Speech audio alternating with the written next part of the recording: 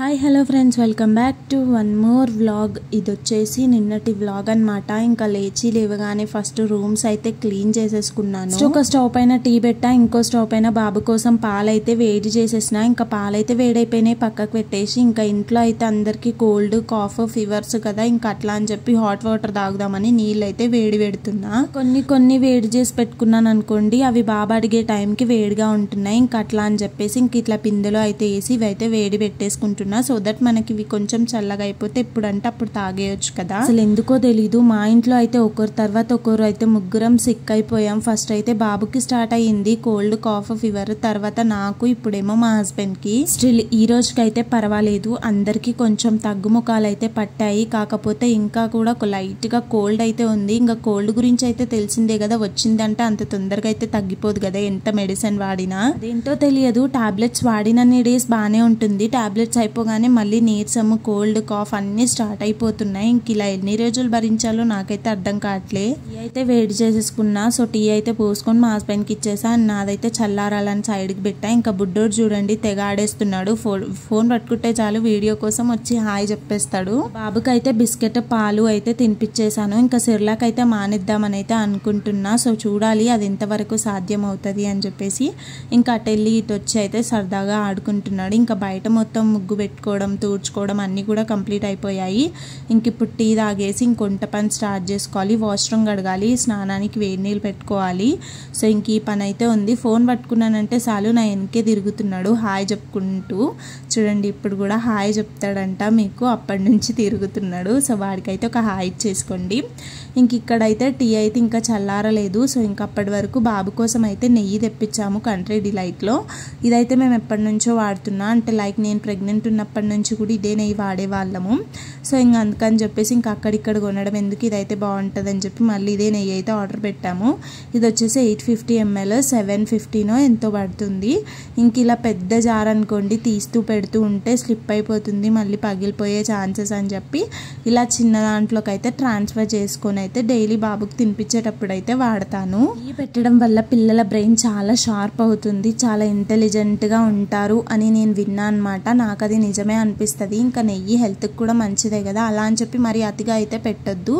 Only అన్నంలో అయితే mix చేసి వేడివేడి అన్నం తినిపిస్తే అయితే బాగుంటుంది అని చెప్పేసి అలా నెయ్యి అయితే రోజు పెడుతున్నాను. ఇంకా మిగిలిన జార్ అయితే నేను పైన పెట్టేసుకుంటా, ఎక్కడ అందేటట్టు అయితే అస్సలు పెట్టను. ఇప్పటికే ప్రతి ఒక్క ఐటెం అందుకుంటున్నాడు చైర్ వేసుకొని. ఇంక ఇలాంటివి పెట్టామనుకోండి అంతే.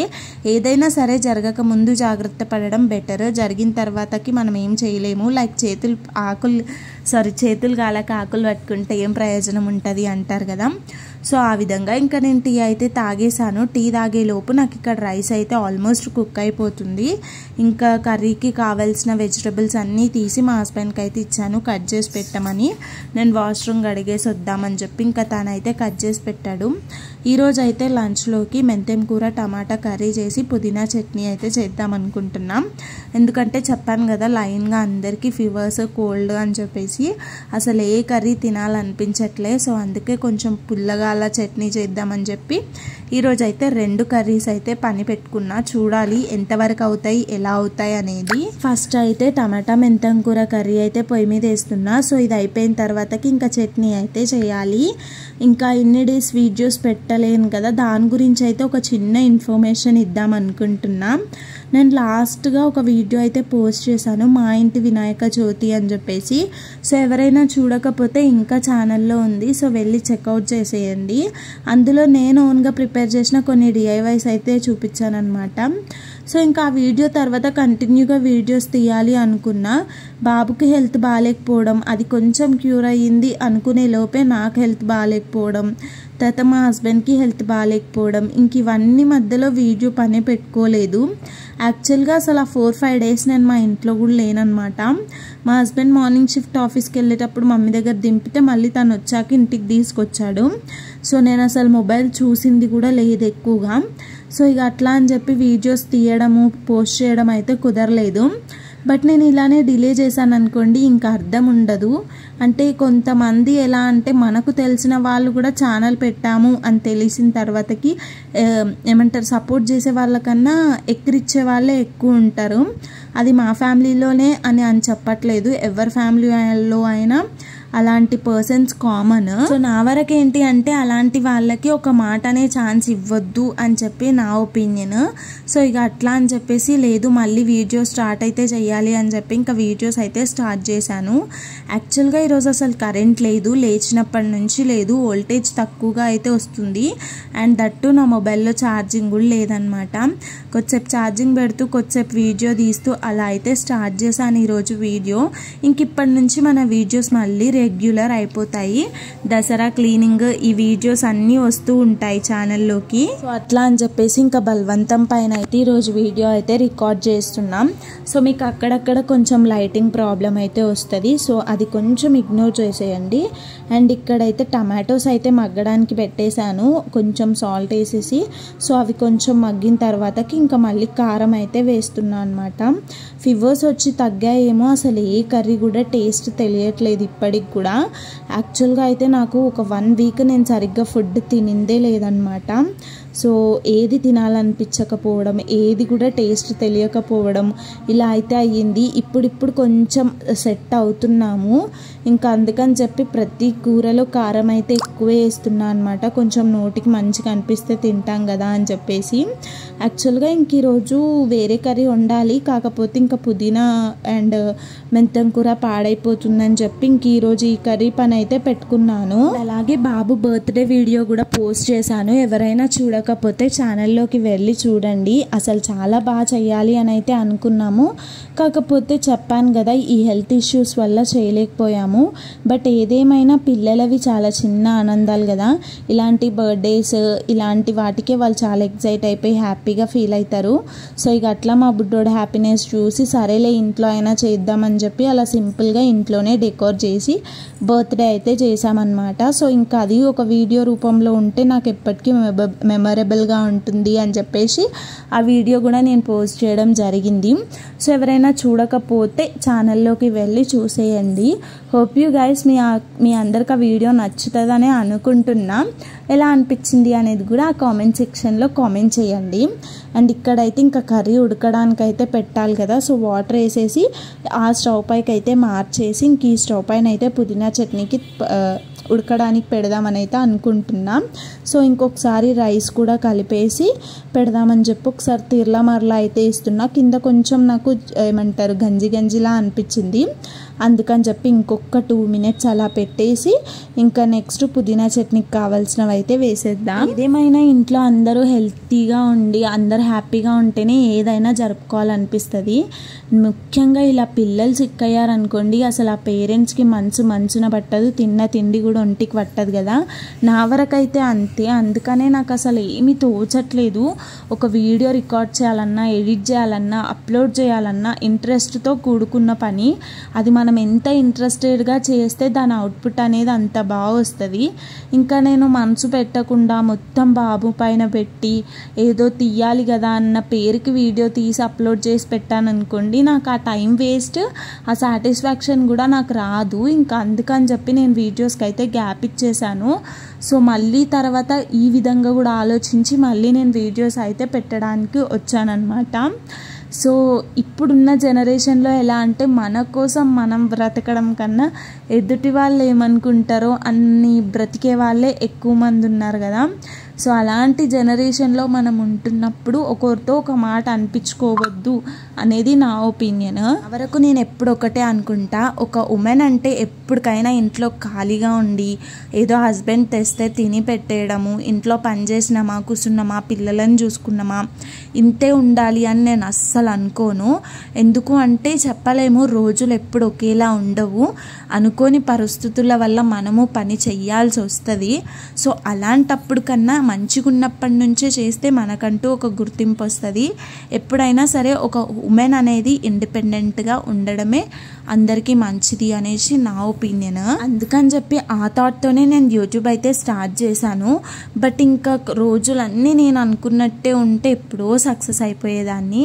కాకపోతే ఇంకా లైఫ్ అన్నాక కొన్ని హ్యాపీ మూమెంట్స్ వస్తాయి, సాడ్ మూమెంట్స్ వస్తాయి, అన్నీ వస్తాయి కదా. సో అన్నిటినీ ఫేస్ చేస్తూ మళ్ళీ మనం దానిపైన ఇంట్రెస్ట్ తెచ్చుకోవడానికి ఎవరికైనా టైం పడుతుంది. సో నాకు అలా టైం పట్టింది. సో అందుకని చెప్పేసి మధ్యలో వీడియోస్ అయితే గ్యాప్ వస్తున్నాయి అంతే. అంతకు మించి ఇంకొక ఒపీనియన్ అయితే ఏం లేదు. ఛానల్ అయితే ఆపేయాలి అన్న ఒపీనియన్ అంతకన్నా లేదు. ఎప్పటికైనా సరే నేను ఛానల్ అయితే ఆపేయను, రన్ చేస్తూనే ఉంటాను. పర్వాలేదు, సక్సెస్ నాకు ఎప్పటికొచ్చినా నాకు నో ప్రాబ్లం. కాకపోతే నేను ఒక ఇండిపెండెంట్గా ఉండాలి అన్నదే నా పెద్ద ఎయిమ్ అన్నమాట. అలా అని చెప్పి మా హస్బెండ్ నన్ను బాగా చూసుకోవట్లేడు, నేను అడిగింది ఇవ్వట్లేడు అని కాదు. నేను ఏం అడిగినా కొనిస్తారు. కానీ అలా ఉన్నారు అని చెప్పి మనం ఇర్రెస్పాన్సిబుల్గా ఉండడం కూడా కరెక్ట్ కాదు.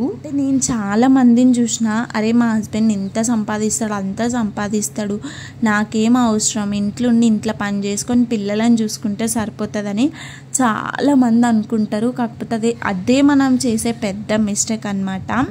ఈరోజు బాగుండొచ్చు, రేపటి రోజు ఎలా ఉంటుందో మనం చెప్పలేము. అదే మనం కొంచెం ఇండిపెండెంట్గా ఎంతో కొంత ఎర్న్ చేసామనుకోండి, ఆ సాడ్ డేస్లో కూడా కొంచెం హ్యాపీగా ఉండడానికి ఛాన్సెస్ ఎక్కువగా ఉంటాయి. ఏదో ఇక నాకు అనిపించినవైతే నేను మీతో షేర్ చేసుకుంటున్నా. ఇంక ఇక్కడైతే కర్రీ అయితే అవతల పొయ్యి పైకి పెట్టేసిన, రైస్ అయితే కుక్ అయిపోయింది. ఇంకా పుదీనా చట్నీకి అయితే కావాల్సినవన్నీ పోపు అయితే వేసుకుంటున్నా. అండ్ నెక్స్ట్ ఇంకా అక్కడ ప్లేట్లో పచ్చిమిర్చి అయితే కనిపిస్తున్నాయి కదా, అది వచ్చేసి మా హస్బెండ్ నిన్న పేలాలు తెచ్చుకున్నారనమాట. మేము పేలాలు అంటాం, మీరేమంటారో కామెంట్ చేయండి. ఇక అవైతే తాలింపు వేసుకుంటున్నాడు. ఇక అట్లా అని చెప్పి కట్ చేసి అయితే పక్కన పెట్టుకుంటూ. అండ్ ఇంకో విషయానికి వస్తే, నేను యూట్యూబ్లో చాలా వరకు వీడియోస్ చూస్తాను కదా, మనకి సజెషన్స్లో వచ్చేస్తాయి. అందరికీ నాకు ఫస్ట్ పేమెంట్ వచ్చింది అనే వీడియోస్ రివీల్ చేస్తుంటే నాకు అనిపిస్తుంది అనమాట, నా ఛానల్ ఎప్పుడు మానిటైజేషన్ అవుతుందో అని చెప్పేసి.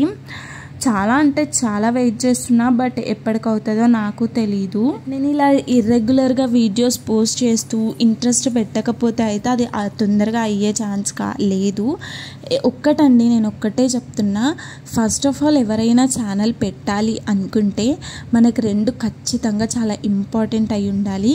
ఒకటి, మనము కన్సిస్టెన్సీ అనేది మెయిన్ ఇంపార్టెంట్. నేను ఇప్పటి వరకు చాలా వీడియోస్లో షార్ట్స్లో చెప్తూనే ఉన్నాను, కన్సిస్టెన్సీ అనేది ఖచ్చితంగా ఉండాలి.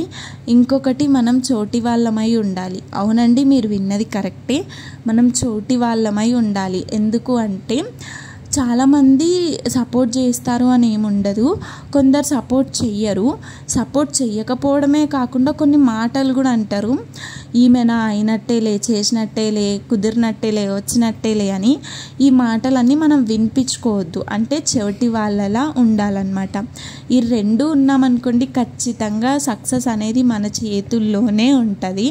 అంతే తప్పించి వాళ్ళదన్నారు వీళ్ళు ఇదన్నారని విని పట్టించుకున్నాం అనుకోండి, మనం ఎక్కడున్నామో అక్కడే ఉండిపోతాం, ముందుకైతే అస్సలు వెళ్ళలేము. అందుకని చెప్పేసి యూట్యూబ్ పెట్టాలి అనుకుంటే, ఒక సోషల్ మీడియాలో మనం వర్క్ చేయాలి, పైసలు సంపాదించాలి అనుకుంటే ఖచ్చితంగా ఈ రెండు అయితే మనకి మ్యాండేటరీ అన్నమాట. సో నేను ఇప్పటి వరకు కూడా అట్లనే ఉన్నా, కాకపోతే అన్నీ గుర్తుంచుకుంటా, వాళ్ళు ఏమన్నారో ఏంటి అనేది. టైం వచ్చినప్పుడు అని చూపిస్తా అంతే. నోరుంది కదా అని చెప్పి వాళ్ళు అనగానే మాటకు మాట అయితే తిరిగేయను. ఇంక ఇక్కడ నా కర్రీ వండడం అయితే కంప్లీట్ అయిపోయింది. పుదీనా చట్నీకి కూడా అన్నీ ఉడికిపోయాయి. ఇంకా అదైతే చల్లారడానికి కింద పెట్టేసి, ఇంకొంచెం వాటర్ ఉన్నాయి కర్రీలో, ఇంకా అదైతే అటు సైడ్ స్టవ్ పైన అయితే పెట్టేసా. ఇంకా నేను బాబుకి ఫ్రెష్ అప్ చేయించి ఇంకా నేను కూడా ఫ్రెష్ అప్ అయిపోదాం అనేసి అయితే వాటర్ పెట్టుకున్నాము. ఇంకా మా హస్బెండ్ ఇది పోపు వేసుకుంటుంటే నేనైతే బాబుకి అయితే ఫ్రెష్ అప్ చేసేసి వాడిని అయితే రెడీ చేస్తున్నా. పోపు మాడిపోయిందేమో, కొంచెం మొత్తం ఘాటు అయిపోయింది ఇంట్లో. ఈ స్నాక్స్ ఎక్కువగా మా హస్బెండ్ బాబే తింటారు, నేనైతే పెద్దగా తినను. ఏదో ఇంకా వాళ్ళకి టైంపాస్ అయినప్పుడు వేసిస్తూ ఉంటా, తింటూ కూర్చుంటారనమాట. అందుకే ఇది చేసే పని కూడా నేను పెట్టుకోను, మా ఆయనకే అప్పచెప్పేస్తాను.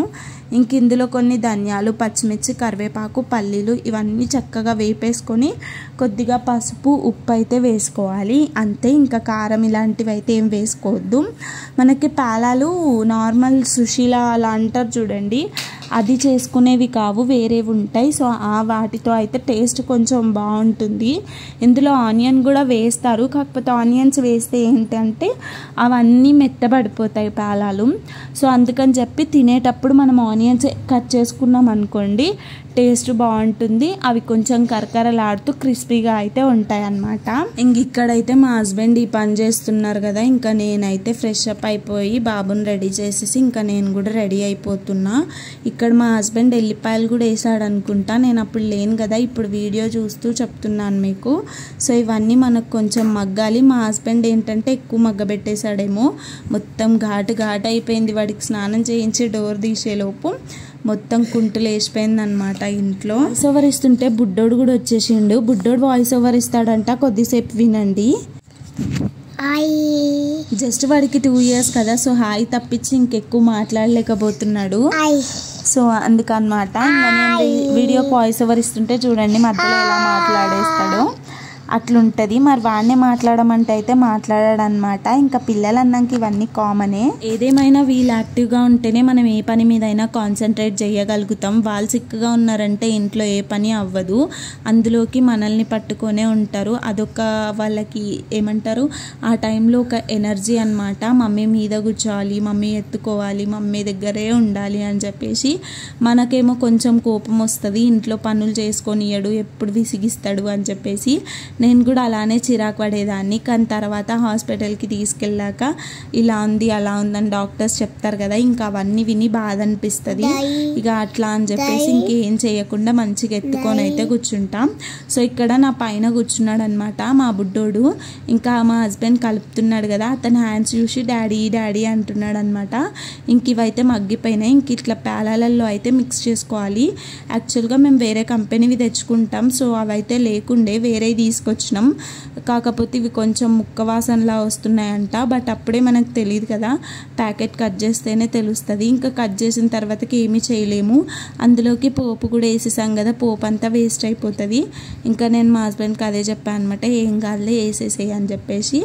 ఇంక ఇక్కడైతే ఈ పని కంప్లీట్ అయిపోయింది. ఇంకా నేనైతే అప్పుడు బాబుకి స్నానం చేయించి రెడీ చేసేసి వచ్చి ఒకసారి కర్రీ అయితే మిక్స్ చేసి చూసుకున్నా. కర్రీ అయితే అయిపోయింది. ఇంకా స్టవ్ ఆఫ్ చేసేసి పైకి వెళ్ళి బట్టలు కూడా ఉతికి బట్టలు అయితే ఆరేసేసాను అనమాట. నేను బట్టలు ఆరేసేస్తుంటే బుడ్డోడు చూడండి తెగ ఆడుకుంటున్నాడు అసలు. సో వాడితోటి ఇట్లుంటుంది. ఈ విధంగా అయితే విసిగిస్తూ నా పనులు అయితే పూర్తి చేపిస్తాడు. సో ఇక్కడ వీడియో క్లిప్ కొంచెం డిఫరెంట్ అయిపోయింది. ఈ ఆరేసేది ముందు రావాలి, ఆరేసింది వెనకకు రావాలి, కాకపోతే కొంచెం ఉల్టా పల్టా అయిపోయింది. సో కొంచెం ఇగ్నోర్ చేసి చూసేయండి. బాబుకైతే ఫుల్ కాఫ్ ఉండే, ఇప్పుడు కొంచెం తగ్గింది. అది కూడా తగ్గిపోవాలి. ఏమైనా హోమ్ రెమెడీస్ కనుక మీకు తెలిస్తే కామెంట్ చేయండి. లైక్ ఓమా సోంపు దంచిపోయడం ఇలాంటివి అయితే చేశాను. నాకు తెలియని టిప్స్ మీ దగ్గర ఇంకేమన్నా ఉంటే కూడా నాకు షేర్ చేసుకోండి, ఖచ్చితంగా చేసి చూపిస్తాను. అండ్ ఇక్కడైతే ఇంకా ఈరోజు ఎండ బాగుంది కదా అని స్వెటర్ అయితే ఉతికానా. ఈరోజు వర్షం పడింది, పర్వాలేదు చక్కగా ఆరిపోయింది. లైట్గా పచ్చిగుండే ఇంకా తెచ్చి ఇంట్లో అయితే వేసేసా. కొద్దిసేపు బాగానే హెల్ప్ చేస్తాడు, క్లిప్స్ ఇవ్వడం, అది ఇవ్వడం, ఇది ఇవ్వడము.